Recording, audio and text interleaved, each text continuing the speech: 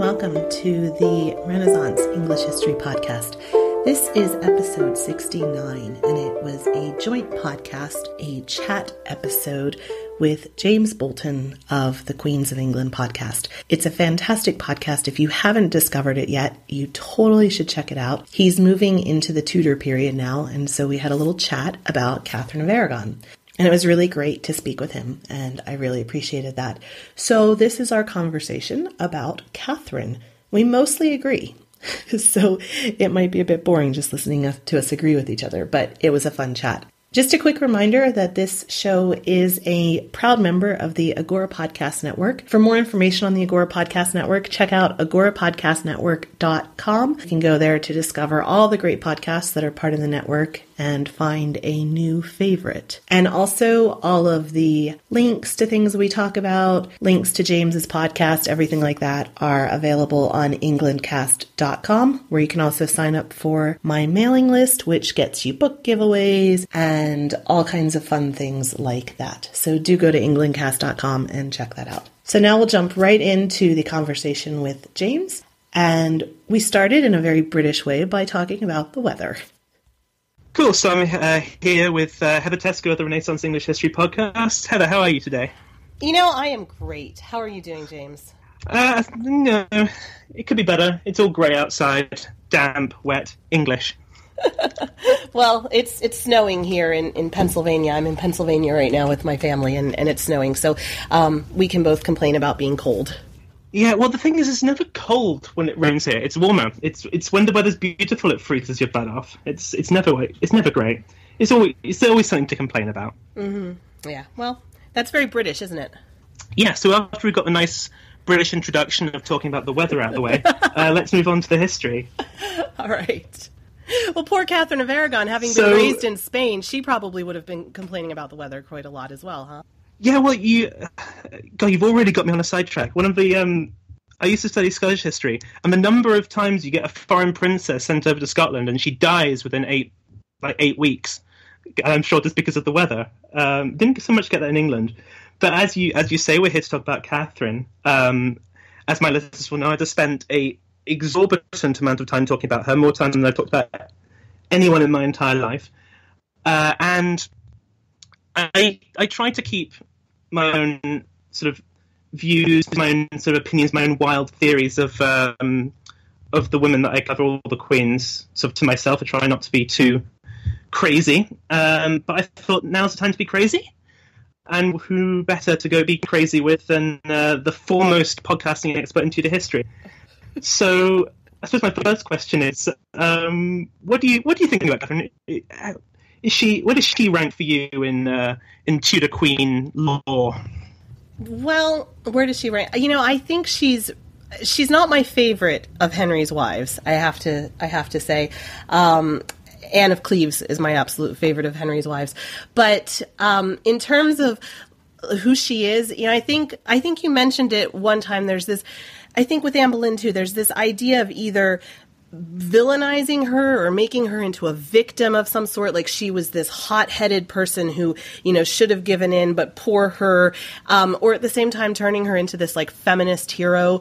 And I think we look at these spectrums, or, you know, we put her on either side of things. People either say, oh, you know, poor Catherine, she was sent away to this cold, damp castle in Norfolk or wherever she was sent, or they say, you know, yeah, she was a warrior, go her. And I think she was probably somewhere, like all of us, like all humans, we have those sides to us, but if you really look at us, we're somewhere in the middle there. So, you know, I think she would have been deeply affected by her lack of being able to have a son, which, you know, was the main duty that she was brought up to know she was, you know, meant to do, which she loved her daughter and wanted to protect her daughter and was looking out for her daughter. And, you know, having grown up at the Alhambra in the shadow of this warrior queen for a mother, and then everything she went through during the time after Arthur's death before she married Henry, you know, I think all of these very traumatic sorts of events would have really shaped who she was and made her someone who, you know, was both very strong and perhaps prone to seeing herself as a victim. And I don't know that that's necessarily, you know, either side of her more than the other. Does that make sense? Yeah, it does definitely to me. I think you've sort of said a lot of the reasons why I find her interesting. For me, I've only covered her so far, and I never really find I have a true opinion or truly know a lot of these queens that I cover until I've actually gone into the library and read all the books. So I haven't got a fully formed opinion of any otherwise except maybe Anne Boleyn. But for me, she's the one. She seems like a normal queen to me.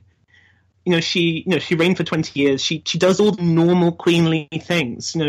And she does them very well. I think in my second episode on her, I said something along the lines of if it wasn't for a massive catalogue, this perfect storm of 4 or 5 things that all piled up at the same time, she would have been a successful queen. Even with the problems, and we'll get into it later on, the problems of giving birth. But even without that, England has had I don't know using the word barren, but queens who did not have children, or queens that only gave daughters. That has happened before, and that hasn't necessarily led to divorce, to everything that happened. The other queens, it's difficult to tell because most of them only reigned for a very short amount of time. Even Anne Boleyn was only queen for about 3 years. You sort of count about the 9 years before that sort of in it as well. But Catherine was queen for over half of Henry's reign, just about. Even if you stop it at when she effectively stopped being queen, if you don't count it from the divorce. If you count it even from the late 1520s, it's still a lot. I'm not even sure if I said anything there. I think I just did a bit of a splurge of consciousness.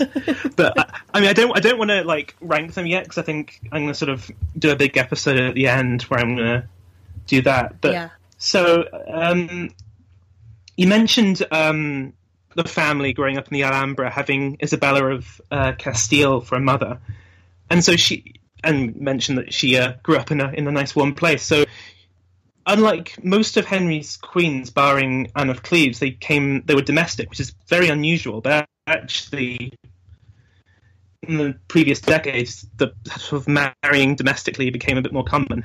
What do you think, being Spanish, being from this incredible family of these two incredibly strong monarchs in Ferdinand and Isabella, how do you think that affected her when she came to England and had to deal with the various problems she had with her first husband dying, being sort of left to rot by Henry VII? Do you think that had a big influence, or do you think it was just kind of how any queen would have reacted? I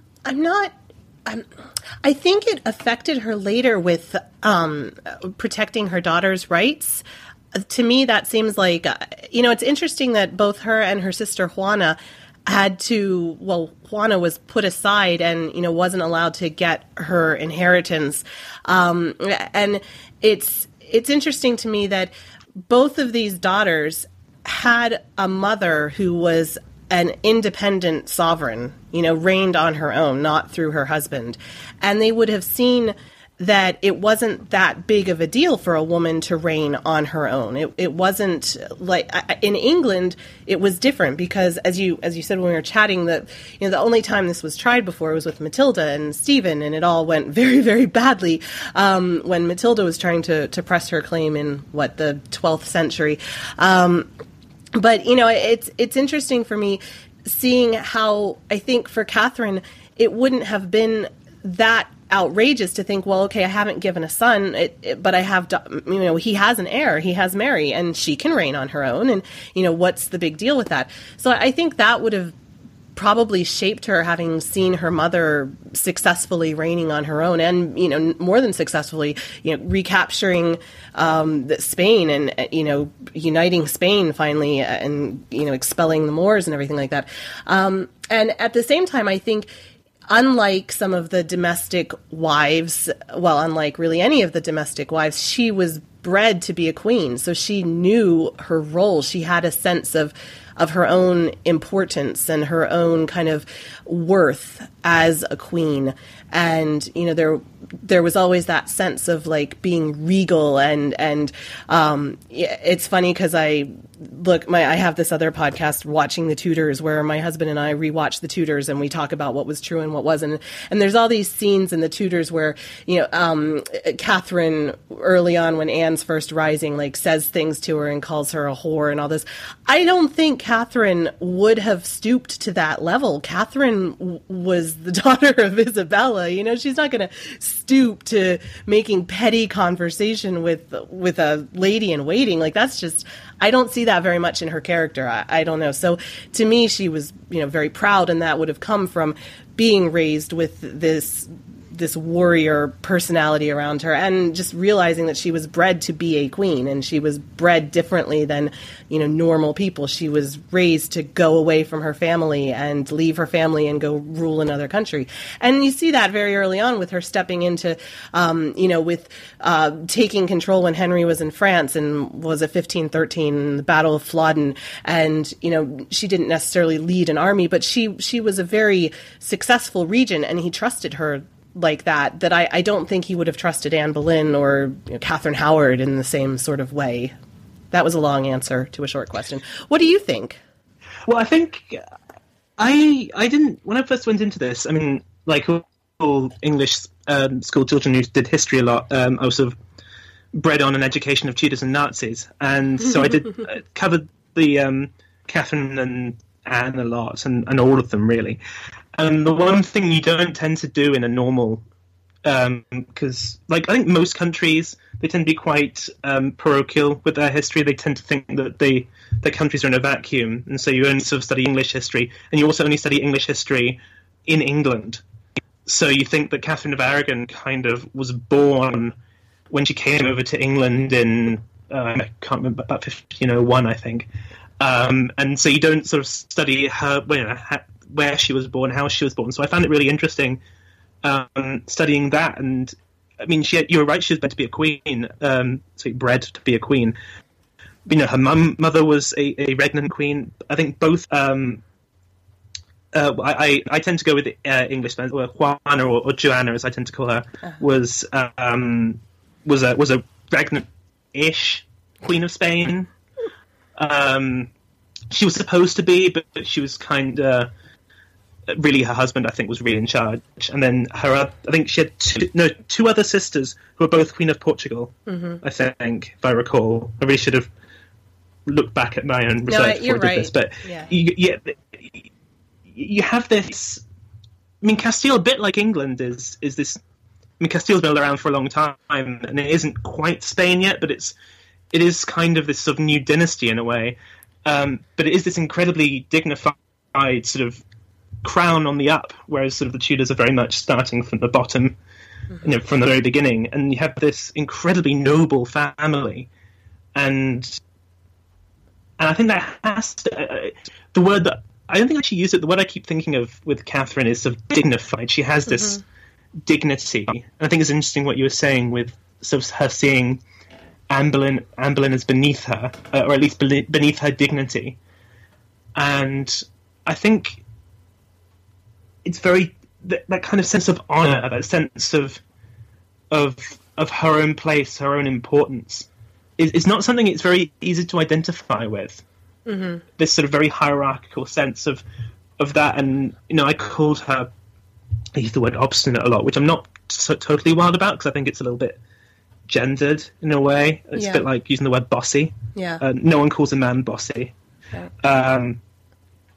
And I think obstinate's a bit the same. You get this sort of sense of obstinate, but she was a blocker, and it's very easy to get very frustrated with her, because you think if you just lost a little bit of that sense of self-importance, that regality, it might have all worked out well. But I definitely think I agree with you, and it's getting very boring for our listeners, I'm sure. We're both just agreeing on everything.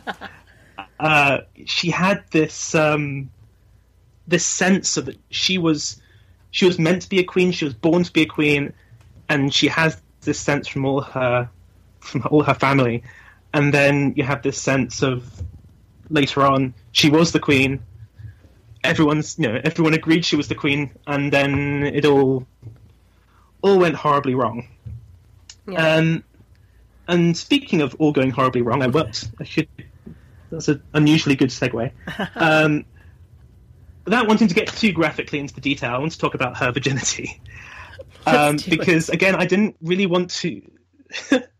I basically, there's this...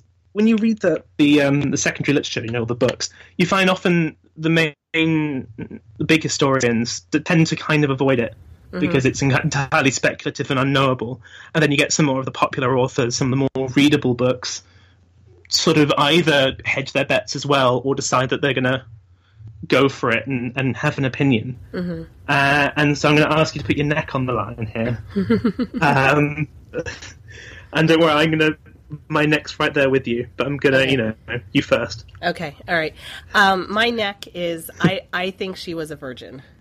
Do you? Yes, I do. Yeah. I think it's a certain bias in that, I'm studying it from her perspective, and so it's, I kind of want to believe her. Yeah. And I think it also comes from the dignity. I don't think it was an untenable position if she had been with him, but been Arthur in the strongest sense of the word been. But I just don't think it was so against her interests to keep arguing this point. Yeah. Unless you think she was the most stubborn woman in history. Well, I think her argument came from this sense of dignity, this sense of she knew she was, and so that for me makes me believe her. Yeah, and I agree with you there, and also just the things that she said to priests. She was a very devout person, and making those kinds of confessions, we kind of in our 21st century post-Enlightenment kind of thinking don't put as much credence into, if somebody says something in confessional, oh, well, who knows if it's true or not. But at that time, that was your eternal soul in peril. And I love that word peril when I talk about it because it reminds me of Monty Python and let me have just a little bit more peril. No, it's too perilous. I can't say the word peril without saying that. But, I feel like I don't think that she would have taken that risk with her soul if it wasn't, I don't think she would have lied about that, being as devout as she was.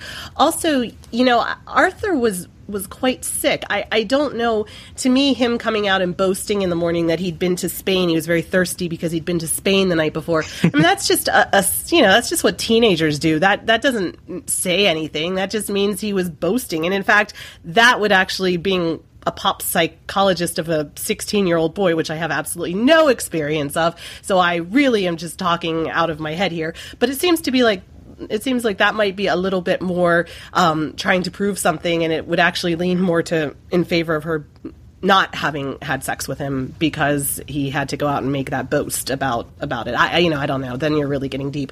But to me, I don't think that boast he made means anything. And he was quite ill. I don't know that he even, would have been able to. I don't know. And also, yeah, I'm just not buying it. I don't know. Well, I mean, I, unlike you, have great experience of being a 16-year-old boy. Okay. And I entirely agree with you. But it's not even that unusual to have marriages not consummated immediately. You get this with Henry and Anne of Cleves as well. Right. They were married for God, really losing my cred here as a history podcaster. It was about 6-9 months. Mm-hmm. I mean, he changed his mind pretty quickly, right. But there is a theory that part of the problem was that he couldn't perform, for want of a better word, right. on the wedding night, and obviously he blamed Anne of Cleves for being a bit of a munter, right, and not it being his own problem. I think it's not beyond the realm of possibility that Arthur either couldn't perform because of illness or couldn't perform because of didn't want to, or something like that. I don't think it's not that unusual to be delayed. Mm-hmm. I think Eleanor of Aquitaine, if my memory serves, but with her first husband, you get this as well. Husband's just not that interested in the whole thing, right? And Arthur was supposed to have sex with her, and so he made this boast. which appears in a couple of sources, I think. Sources aren't contemporary. A lot of our sources are written later on when it becomes in their interest, right, to say one thing or the other. So we kind of agree here. We agree on a lot, don't we? I think we read the same book. You know, have you read it's the Alison Weir is doing the series The Six Tudor Queens, where it's historical fiction, but it's Alison Weir, so she knows a lot, and obviously she is the grandmother of Tudor queens. Her first book on Catherine of Aragon came out last year, and it was really, really an interesting view of things from Catherine's perspective, and it wasn't like kind of quote-unquote normal historical fiction that's just kind of romanticized everything. It was really based in solid work. It was really interesting. Anyway, I don't know if you've read it. It's on my list. I've read her book on. I read her book on, like, it's called something like Six Wives. They're all called Six Wives or something like that. Yeah. So I used her a lot because although I find sometimes she can sort of move away from the cold hard fact into a bit of wild speculation every now and again, she's very, very good at. I tend to use her books a lot for picking out sources because her books are huge, right? And so she likes to list all the sources, and I love to read out a good long quote, and she's really useful for that. But I generally find I try not to read too much historical fiction outside of work, because I spend my actual job and then my podcasting job reading history, and so I try to mix it up, read something else. Otherwise, I find I think my fiancée might punch me in the face if I spend all my time just talking about history. She's more of an art historian. Yeah. So I'm going to ask you another question now, and I'm pretty sure we're going to agree on this one as well. Okay. Catherine did have one surviving child with Henry. It was Mary, and it's a 50-50 shot, more or less, give or take, that Mary turned out to be a girl and not a son. And she did have she had many stillbirths, and then she had one son who lived, I think, for a few hours, and then had Henry, Duke of Cornwall, who lived for a little bit longer, but not very long at all, really. Mm-hmm. It was a few weeks. What do you think would have happened both at the time and sort of now, this is wild speculation now, had the Duke of Cornwall or another one of the sons survived? Do you think that the whole Anne Boleyn thing would have even happened? No, I don't think it would have. Do you agree? I mean, I think, Henry might have met Anne Boleyn and might have wanted to find another way to put aside his wife, but he would have had to have really thought out a different method of it. His whole reasoning was, the Leviticus quote and the fact that he didn't have children. And, I think, this is getting into Henry, but I really think that Henry convinced himself of that as time went on. I think, Henry had this tendency to see himself as a victim as well. And I think that he really, I don't know that he believed it at first, but I think by the end he really believed that. He tricked himself into thinking it, I think. So, I don't know. I also think, if Catherine had a son that had lived, she wouldn't have necessarily needed to be as defensive. I think her position was always going to be a little bit insecure until she had that, and she probably knew that. That, if she had a son, maybe she wouldn't have felt the need. Maybe she could have worked something out with Henry. Maybe Henry would have been willing to, even if he put her aside, to recognize the son's rights to rule before. I think that I'm really rambling right now. I think that part of why she was as stubborn as she was she was trying to protect Mary's rights. And if she had a son, she might not have had to have protected the son's rights as much, because that would have just been a given. I don't know. But I don't think it would have played out the same at all. What do you think? I think it's difficult. The reason I ask this question is it does seem like a super, super stupid question. But the reason is because, Queen's position is secure by having a healthy son. Anyone who's studied any period of sort of royal history knows that.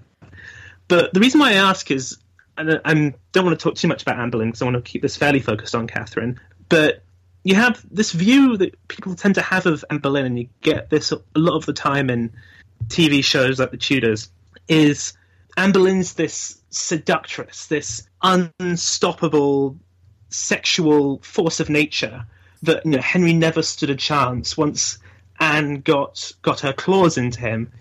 And I don't particularly like this image because it's rather speaks to a rather unpleasant thing, the male psyche, I think. Mm-hmm. But Anne Boleyn, you could argue that Anne Boleyn perhaps would not have seen an opportunity to become queen had Catherine not been in a difficult position. But she might still have tried her best, and there are queens, even with sons, who found themselves completely sidelined by mistresses. Mm-hmm. And the other problems would still been there. It wasn't Catherine's position wasn't just hurt by not having a son. She was also hurt by the changing diplomatic system on the continent, with Charles repudiating their daughter Mary as a wife and then becoming this sort of big scary master of Europe. You still have Anne, you still have that. Right. You still have Wolsey as well, who he wasn't as anti-Catherine as Catherine thought, but he certainly didn't. He certainly wanted to sideline her. Mm-hmm. So the reason why I ask is, do you think it was almost purely the son issue that tipped Henry over? Well, no, I guess my question then is, even had all that happened, I guess my thinking is, would Catherine have reacted differently if she had had a son whose rights she knew were going to be protected? Because I could see Henry sidelining her and saying, whatever reason Charles did this and Wolsey says this and blah, blah, blah, blah, blah, and trying to set her aside. And if she knew that her son's rights were going to be protected as the heir, I could see her perhaps having a different reaction than she had. I think a lot of her reaction was protecting Mary. But, I don't know. What do you think? I think it seems a combination of protecting herself as well. Well, not so much herself in terms of her own life. I don't think that actually was so much her concern. But protecting her own position.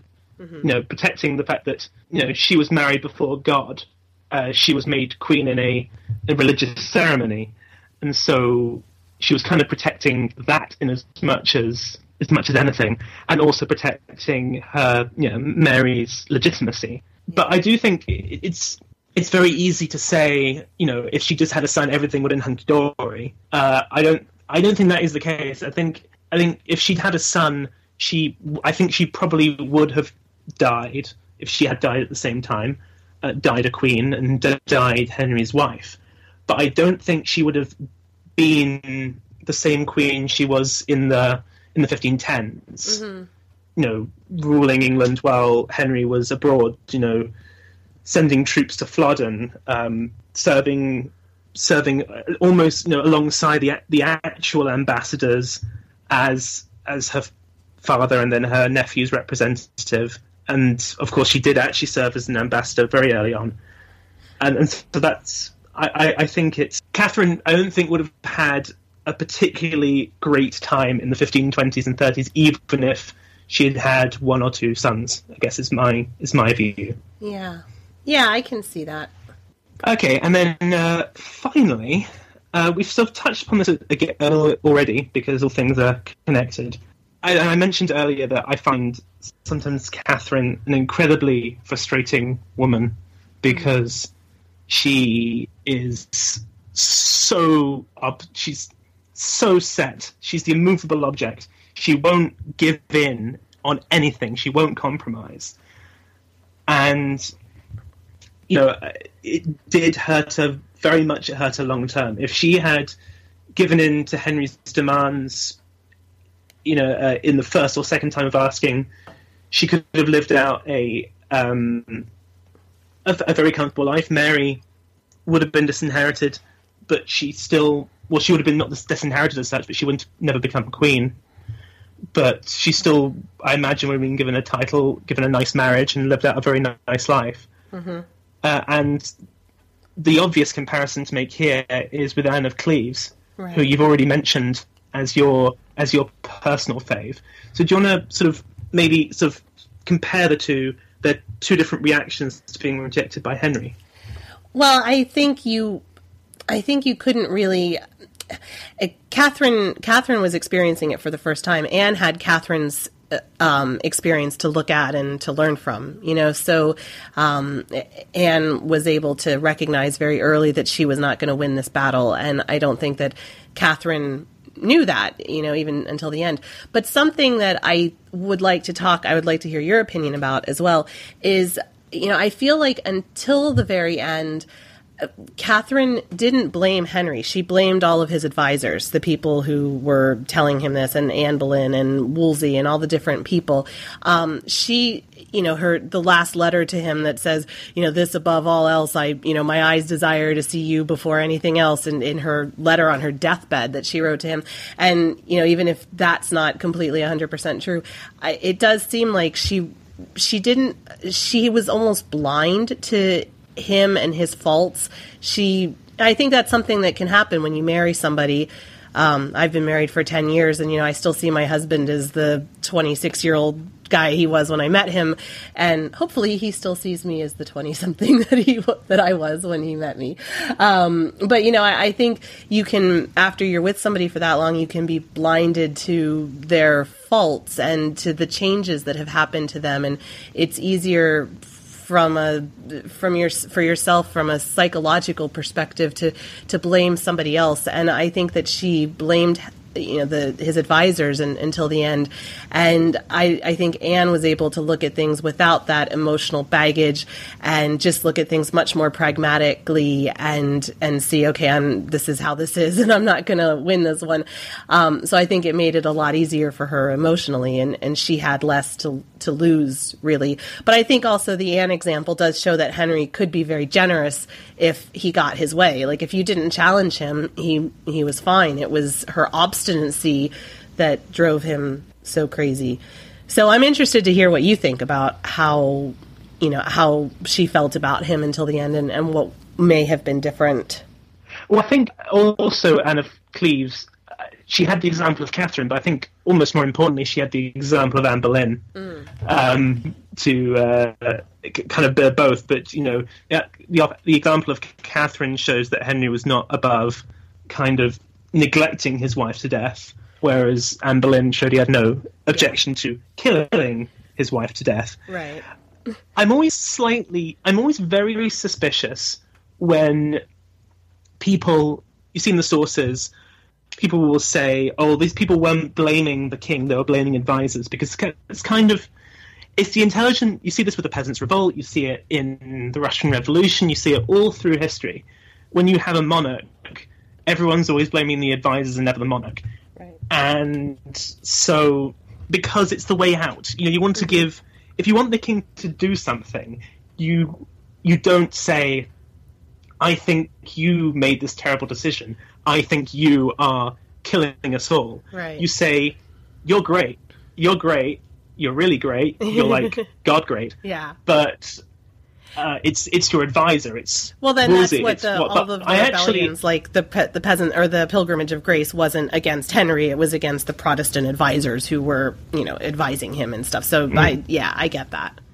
But having said all of that, on this occasion, usually I'm very suspicious of that, but on this occasion I think you're right, and I think Catherine seems to be someone who was very quick to blame, and she was very quick to blame people who weren't the real people to blame. You see this with the fact that she got on with none until Chapuis came along as the imperial ambassador. You see it with all the other ambassadors that came, right the way back to when she first married Arthur. She hated them all. She thought they were all terrible people who were just getting in her way. And she did reserve some sharp words for her father as well. Mm-hmm. But she tended to blame them for her problems.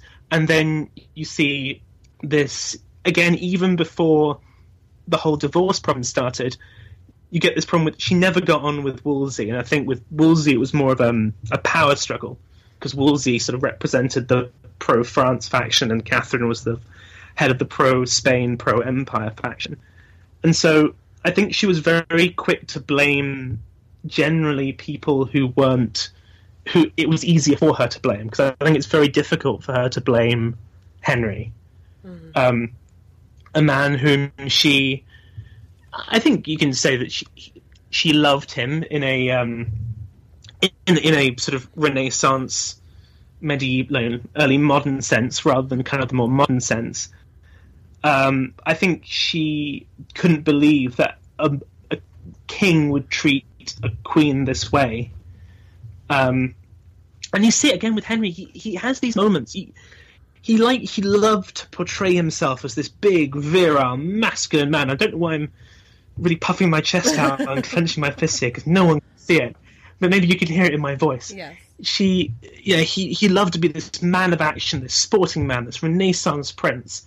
And yet you read the sources, and again, you can't believe everything you read.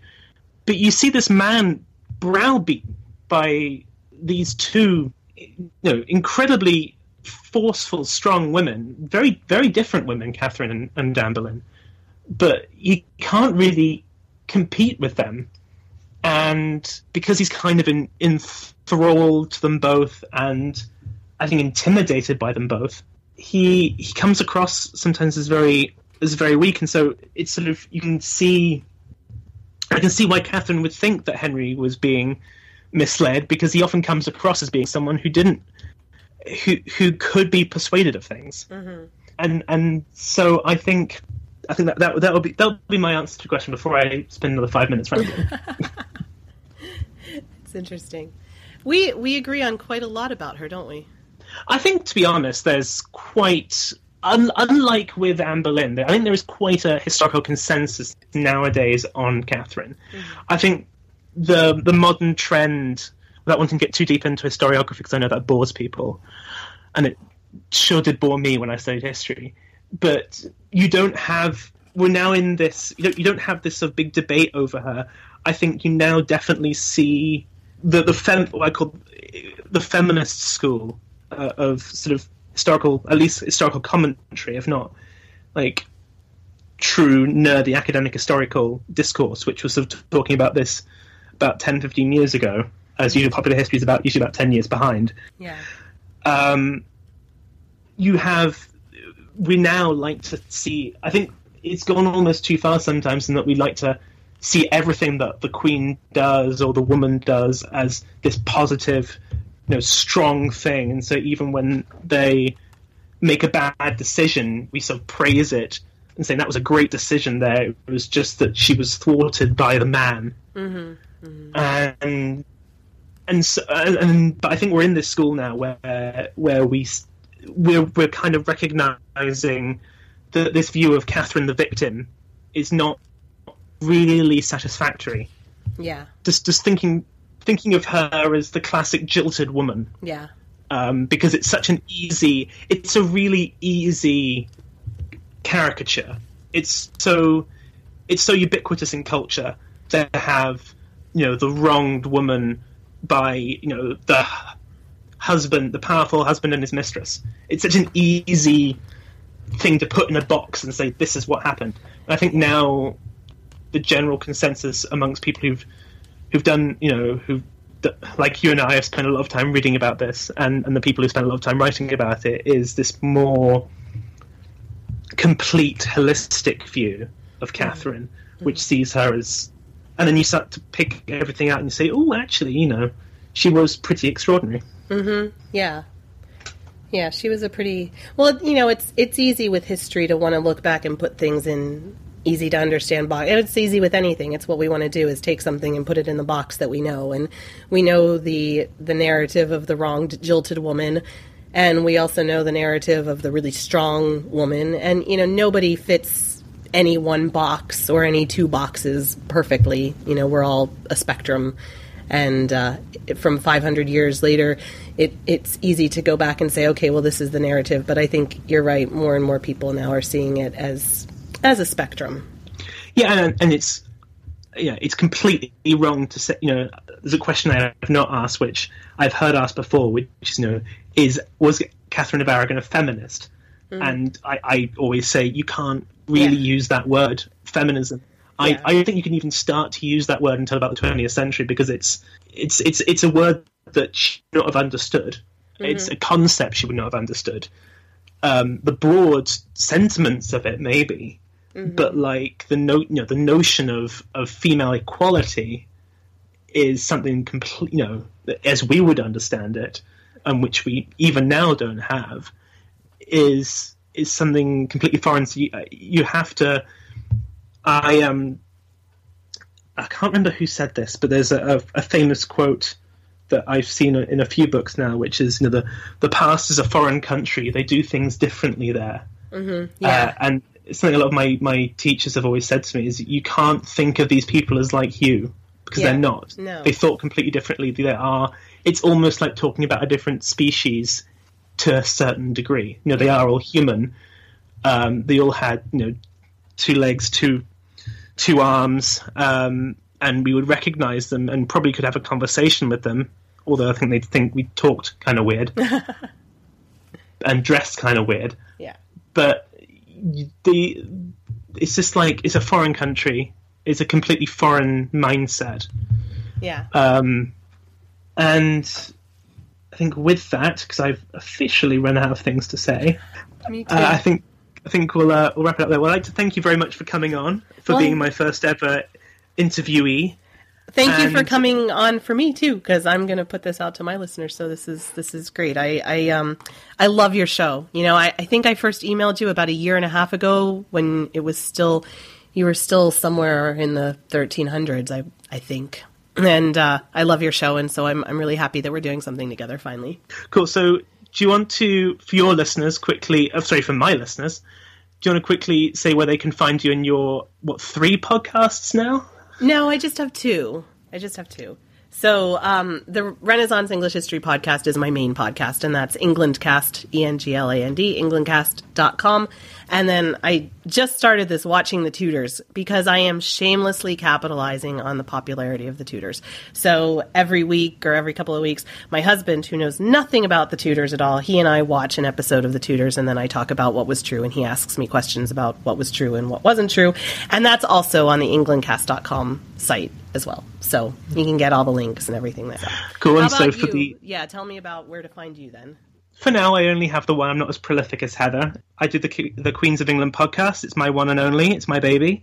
Got the website, which is www.queensofenglandpodcast.com. Don't know why I stumbled on that. I'm also, all over social medias. If you just type Queens of England podcast into Facebook and Twitter, you'll find me there. I'm currently plowing through the Tudors. Just done 4 episodes on Catherine. And after this, I'm about to do, I would say maybe, because I was supposed to only do 3 on Catherine, and then spend an entire episode really just covering about 1529 to about 1533. Because I never know how much it's going to be, but I think it's going to be 3 on Anne, and then I'm going to be keeping the very late 17th century.